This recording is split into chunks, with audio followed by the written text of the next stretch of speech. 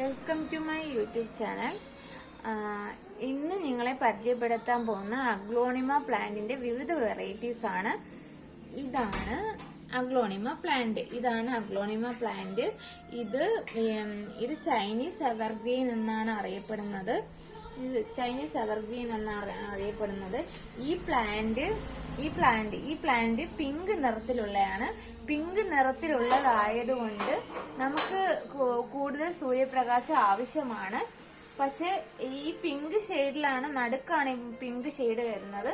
പിന്നെ ഇതിന്റെ അരികിലായിട്ട് ഒരു ഗ്രീൻ ഷെയ്ഡാണ് വരുന്നത്.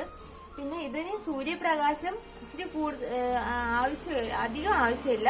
നല്ല വെളിച്ചത്തിലാണ് ഇത് വളർത്തേണ്ടത്. ഇതിന്റെ തണ്ടിന് വളരെ കട്ടി കുറവാണ്. വെള്ളത്തിൽ വെച്ചാലും ഇത് നന്നായി വളരും.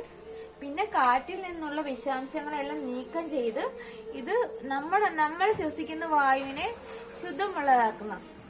പിന്നെ ഈ വെറൈറ്റി എന്ന് പറഞ്ഞ ഒരു ഗ്രീൻ വെറൈറ്റിയാണത്. ഇത് ഗ്രീൻ കളറുള്ള അഗ്ലോണിമ പ്ലാന്റ് ആണ്. ഇതിന് വെളിച്ചം വളരെ കുറവ് മാത്രമാണ് വേണ്ടത്. പക്ഷെ ഇത് ഞങ്ങൾ വെള്ളത്തിലാണ് വെച്ചേക്കുന്നത്.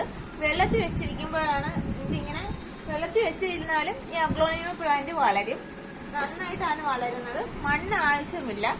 പിന്നെ ഇത് ചൈനീസ് എവർഗ്രീൻ എന്നാണ് അറിയപ്പെടുന്നത്.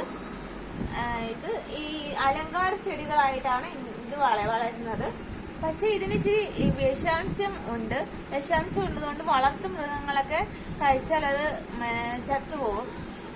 ഇത് ഈ അലങ്കാര ചെടിയായിട്ട് ഞങ്ങളിവിടെ ഇങ്ങനെ വെച്ചേക്കുവാണ്. ഇതിന്റെ 2 വെറൈറ്റിയാണ് ഇവിടെ ഉള്ളത്. ഇത് പിങ്ക് ഷെയ്ഡും പിന്നെ ഒരു ഗ്രീൻ ഷെയ്ഡും. താങ്ക്സ്.